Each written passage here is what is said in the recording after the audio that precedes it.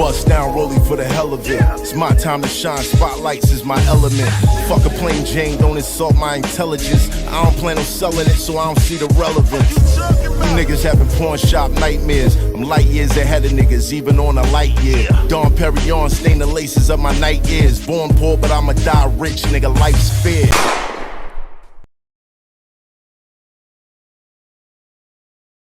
What's some of the things? Cause you know, he talked about Akon, and he said that Akon, he called him a pedophile. Called him a rapist. Rapist. You know what's crazy? And then he said that Warren G didn't, that Tupac didn't mess with Warren G, and it was like a few different things. You know what's crazy is that RZA Islam, shout out to the brother RZA Islam.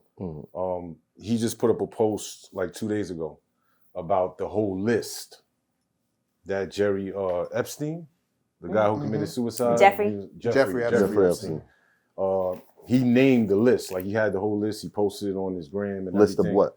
Of all the people that were taking flights to whatever island it was. Epstein Island. Epstein Island. Right. And a list of all the celebrities. Right.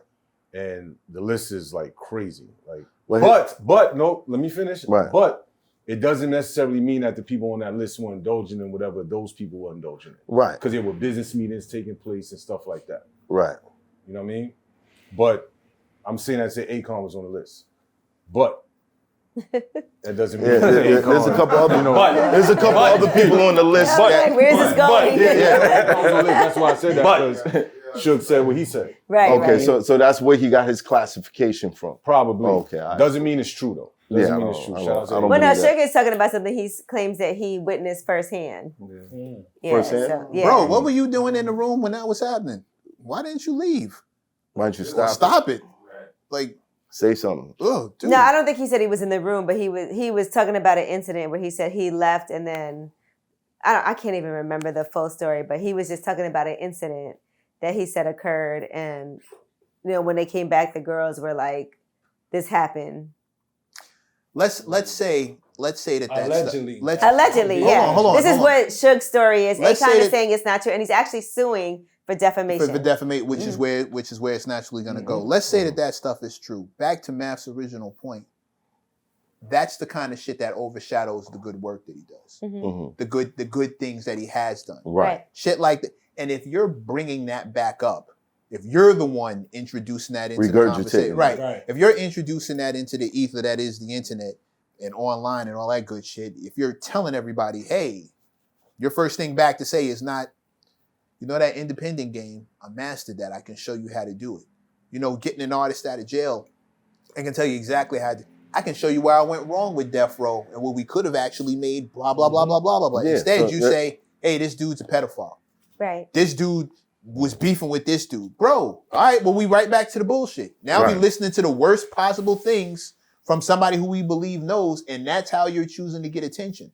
Whereas if you would take Focus this on route. That. Let me ask y'all something though, but is it hard when people say things about you, you have a whole different side of the story, and you want to respond to it, but it's not easy? Because sometimes you want to focus on the positive, but you also want to be like, let me address this, because this isn't true. Ask him. Yeah. My nigga. I mean, nigga. It's a weird space when you get some sort of fame or a success. You start to see, they say money changes people, fame changes people, but it starts to change the people around you faster than it has an effect on you. Before you even realize, like, you'll be walking around thinking, I'm not that. People like, yo, you're not supposed to be over here. You know what I'm saying? Hey, Scopa.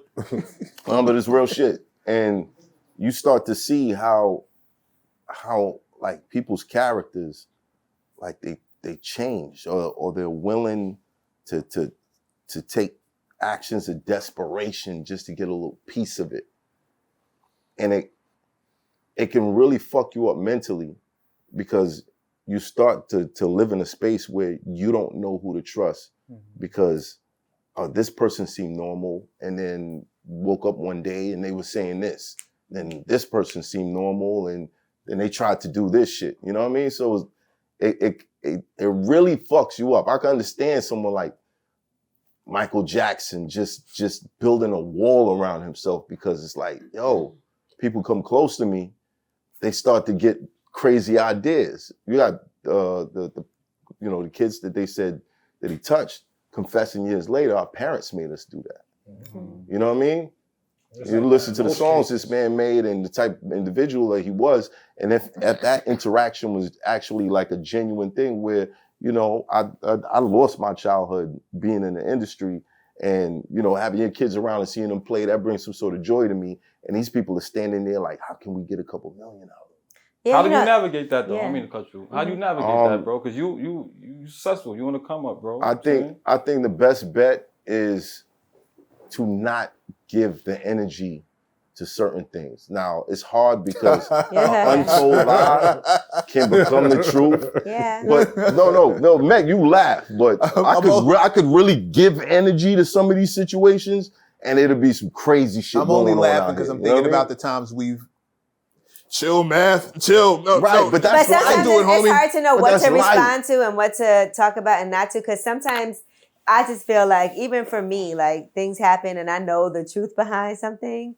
And I'm like, it doesn't matter what I say. People believe what they want to believe anyway. Who am I trying to convince? You say that all the time. And that's exactly right. And that's the thing. The people who want to believe it are going to believe it. And the people who don't, won't. But that's why I don't here's the thing convince also anybody. too, what people don't see as far as viewers and consumers of the content is the background shit, right? The background shit of like, all I did was really say something, right? In response. Like that's happened a few times or whatever. It ain't really hurt you. It ain't hurt you at all, really. But when you see people face to face, different energy. Totally different. Totally different energy. It's not nothing that they were saying online. It ain't none of that shit. Can I get a picture? It ain't none of that shit. So it's like, yo, am I really? But the whole thing is, am I really giving? Am I really giving you that energy, man? When I see you, it's like, yo, what up, bro? That's just internet shit. Which leads back to the original point. Why bother? Who cares? You don't even really mean because it, bro. the unchecked lie becomes the truth. But here's the thing, man. No. This is what happens. Situation. This is what happens that really throws you. When something becomes loud and then you're interacting with people and you know they saw it, but they're not saying nothing. And in your mind, you're like, do they believe that shit? Mm-hmm. You know what I'm saying? Like, what's happening? Do they because you're purposely not talking about it, but I don't know about it. Right. You know what I mean? My whole thing is I'm always like, wait till I write my book. That's how I look at it. Like, there's so many things that I was like, I'm gonna just wait. All you niggas is getting coming down. Right. I got audio proof. I got I'm like, wait till, because I had a just little audio page where you like press the button and here's the interview I did that shows. right. You know, so yeah, it's just hard sometimes because you do always want to defend yourself, but sometimes it just doesn't matter. The greatest feeling in the world was holding my own gun. I'm hypertensive, but all my decisions been wholesome. My independence had me flipping on siblings I stole from. Said I'm just big and loud. Well, £0.5 pound is my silent treatment. I punched out plugs I could have stopped from eating. Jackie Gleason on the TV while his mama sleeping. That plate was made, or he got that chick filleted like she Polynesian. The fucking niggas do to me though. So I stand there blinded while my jewelry glow.